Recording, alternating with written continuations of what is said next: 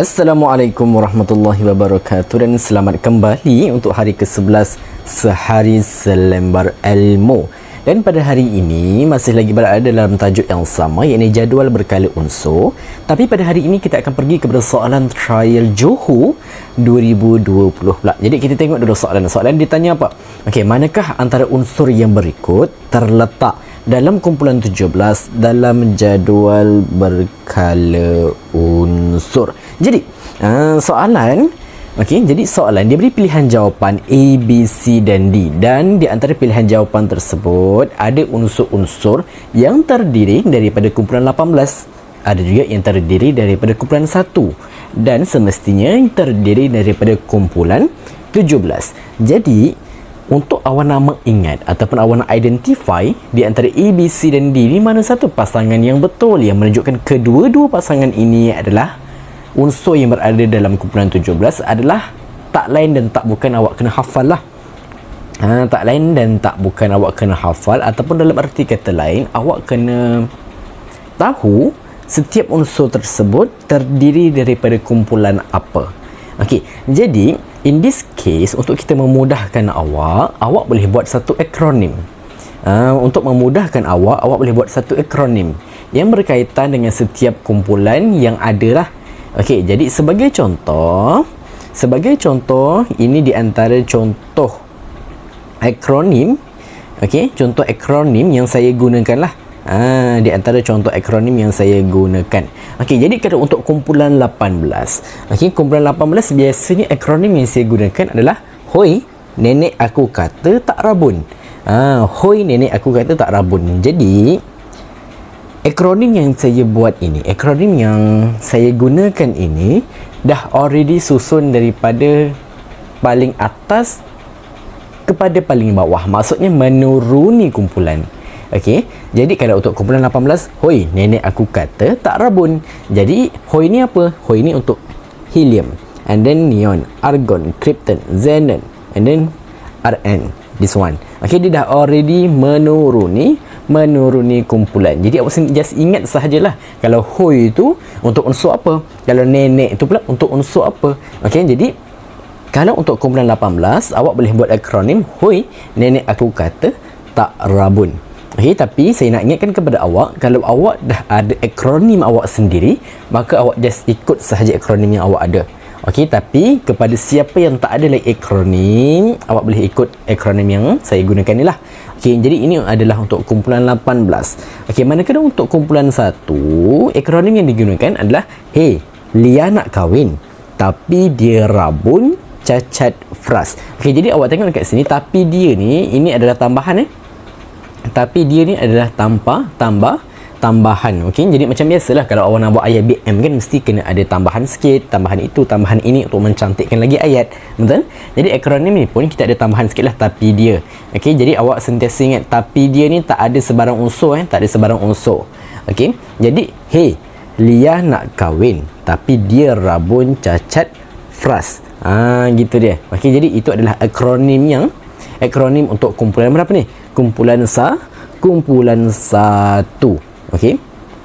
Jadi kalau awak perhatikan kat sini, hoi dengan he ni saya buat sama he. Jadi nanti awak ikut balik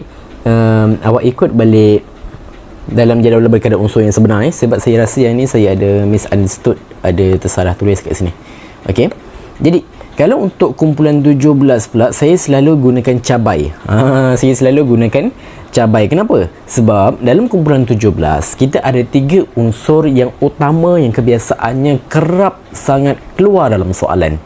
Tak kisahlah dalam tajuk jadual berkala unsur ke, dalam tajuk ikatan kimia ke, ataupun dalam tajuk termokimia, ataupun dalam tajuk redox dan sebagainya. Ada dalam kumpulan 17 ni ada 3 unsur yang utama yang selalu sangat keluar, iaitu klorin, bromin dan juga iodin. Dan cara untuk saya nak ingat kumpulan 17 ini, dia adalah dengan cabai lah. Kenapa cabai? C ini referring to klorin, and then B ni referring to bromin, and then I ini referring to iodine. Okay, and then obviously CBI ini ataupun cabai ini dia tak merangkumi kepada keseluruhan kumpulan 17 sebab dia hanya merujuk kepada 3 unsur sahaja. Manakala baki unsur yang ada adalah fluorine dan juga yang 80 this one. Okey. Jadi ini adalah di antara akronim yang awak boleh gunakan. Yang ini HOI, yang ini aku kata tak rabun, itu untuk kumpulan 17.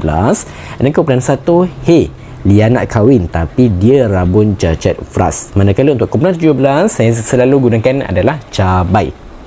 Okey, Cl2, Br2 dan juga I2.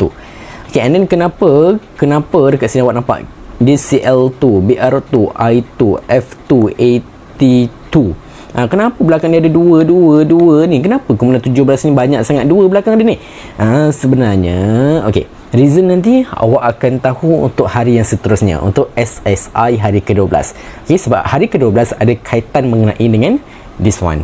Okey, jadi sebenarnya untuk soalan yang berkaitan dengan trial Johor 2020 ini, dia cuma memerlukan kemahiran awak untuk mengingat sesuatu unsur tersebut berada dalam kumpulan yang manalah.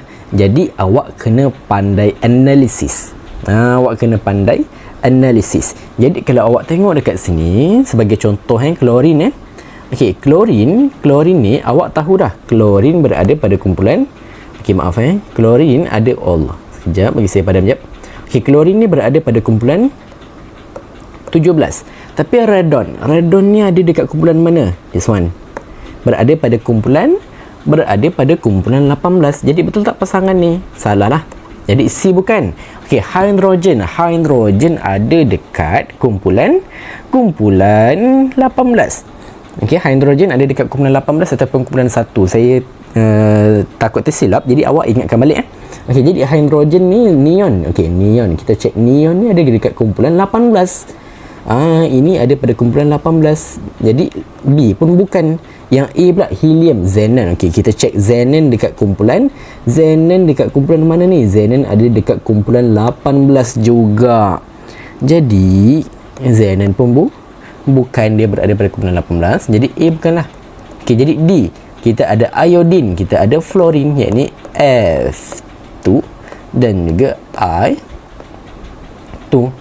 Jadi D lah jawapan dia. Jadi awak kena pandai analisis dan awak kena ingat unsur apa yang ada dalam sesuatu kumpulan tersebut.